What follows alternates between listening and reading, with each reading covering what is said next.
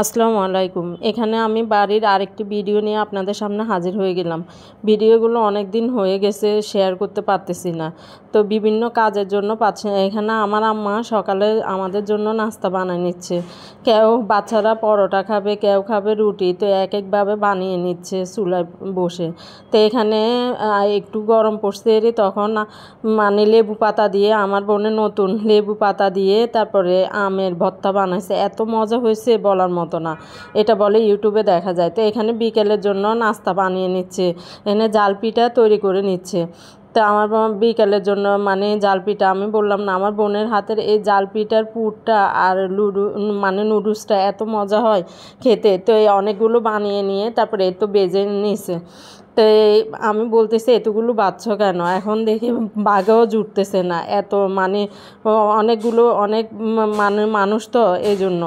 তো এখানে আম্মা তারপরের দিন রান্নার জন্য এখানে লাউ শাক কুটে নিছে। তারপরে আব্বা বাজার থেকে কাসকি মাছ নিয়ে আসছে। আমরা কাসকি মাছ বড় বড়গুলোকে কাসকি মাছ বলি, ঢাকা শহরে ওটাকে বলে মলা মাছ, কিন্তু ওই ছোটোটাকে বলে কাসকি মাছ আর বড়টাকে বলে মলা মাছ। তো এই তো এখানে আমার বোন বাচ্চাদের জন্য মানে ব্রয়লার মোরগটা রান্না করে নিচ্ছে। আর ওইদিকে আম্মু লাউ শাকটা রান্না করবে ডাল চিংড়ি মাছ দিয়ে, কিছু মুসুরির ডাল দিবে। এত মজা হয়েছে লাউ শাকটা, আমার মনে হচ্ছে এখন আবার খাই। মানে আমার এখনও মুখে মানে মুখে লেগে রয়েছে ওই রান্নাটা, এত মজা হয়েছিল। আমি তখনই বলছি এত মজা হয়েছে, আমি ওইটা দিয়েই শুধু এক প্লেট ভাত খাইছি। তারপরে কাসকি মাছটাও মজা হয়েছিল খুব। তো এখানে আমার বোনে মানে বাচ্চাদের জন্য ব্রয়লার মোরগটা ভেজে নিছে, এখন মশলা দিয়ে ওটা কষিয়ে তারপরে রান্নাটা করে নিবে। বাচ্চারা তো আর গুঁড়া মাছ খেতে চায় না, ওরা কাটার জন্য ওটা গুঁড়া মাছও খায় না, শাকসবজিও খেতে চায় না। ওদের জন্য প্রতিদিন এই মুরগির মাংস একটা না একটা রাখতেই হয়। তো ও মশলাটাকে ভালোভাবে কষিয়ে একটার পর একটা দিয়ে দিচ্ছে একে একে। তারপরে তো এখন মরিচের গুঁড়াটাও দিয়ে দিছে। আর চুলার পাকে রান্নাটাই আলাদা স্বাদ।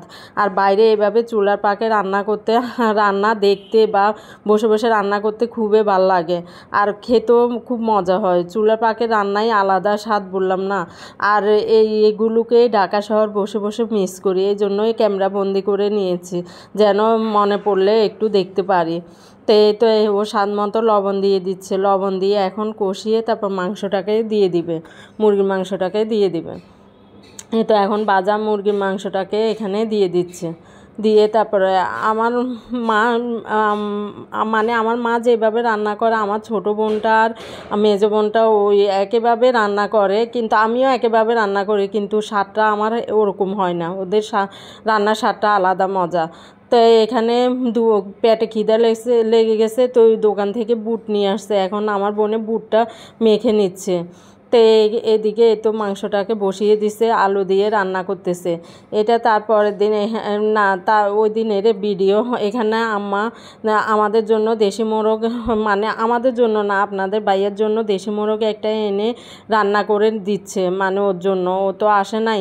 তো ওর জন্য একটা দেশি মোরগ এনে রান্না করে দিচ্ছে, আর এখান দিয়ে শাক বসিয়ে দিবে এক চুলায়। তো ওই রান্নাগুলো হয়ে গেছে, তো এখন আম্মা এই রান্নাগুলো করে নিবে। এখানে আমার বোনে যে মুরগির মাংস রান্না বসিয়ে দিচ্ছে এক চুলায়, ওটা শেষ হয়েছে এই তো আম্মা দেশি মোরগ রান্না বসিয়ে দিছে আপনাদের ভাইয়ের জন্য। আর এক পাখে এখান দিয়ে লাউ শাকটা রান্না করে নিচ্ছে চিংড়ি মাছ আর মসুর ডাল দিয়ে। দেখুন দেখতেই কি সুন্দর কালার আসছে, খেতেও খুব মজা হয়েছে। তো এখানে লবণটা চেখে নিচ্ছে, লবণটা হয়েছে কিনা এই জন্য চেখে নিচ্ছে। তো বলে আমার আম্মাকে অনেক দিন বাঁচিয়ে রাখুক, কারণ আমরা বাড়িতে গেলে আমার আম্মার রান্নাটাকে মানে বাড়ি থেকে আসলে খুব মিস করি। ওনার হাতের রান্না আমাদের সবারই ভাল লাগে খেতে, স্বাদ অনেকেই পছন্দ করে। ওর জিৎ জামাই সবগুলো আমার আম্মার হাতের রান্নাটা খুব পছন্দ করে। তো এখানে তো কালো বিলেটাকে একটু আপনাদের সাথে শেয়ার করলাম। ও এত কালো, মানে চোখগুলো ছাড়া ওর কিছুই দেখা যাচ্ছে না। এত রাত হলে তো সবাই দেখলে ওরে ভয় পেয়ে যাবে। তো এখানে পাবদা মাছ, তারপরের দিনের ভিডিও। এখানে আম্মা পাবদা মাছ, আব্বা আনছে পাবদা মাছ। এই পাবদা মাছটা রান্না করে, আপনাদের ভাইয়াকে ঢাকা শহরে অনেক বলেও বলে চাষের পড়বে। এই পাবদা মাছটা এত খেতে এত মজা হয়েছে, মানে বলার মতো না।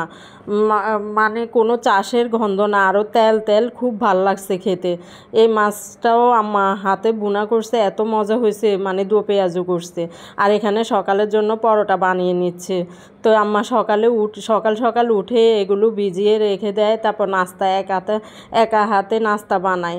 তো এই তো আমাদের বাড়ির দৃশ্যটা আমি একটু ভিডিও করে রাখছি, যেন মাঝে মধ্যে মনে হলে দেখতে পারি ভিডিওটা। তো আজকে এই পর্যন্ত আপনাদের সাথে ভিডিওটা শেয়ার করলাম। যদি ভালো লাগে তা আমার পাশেই থাকবেন। আল্লাহ হাফেজ।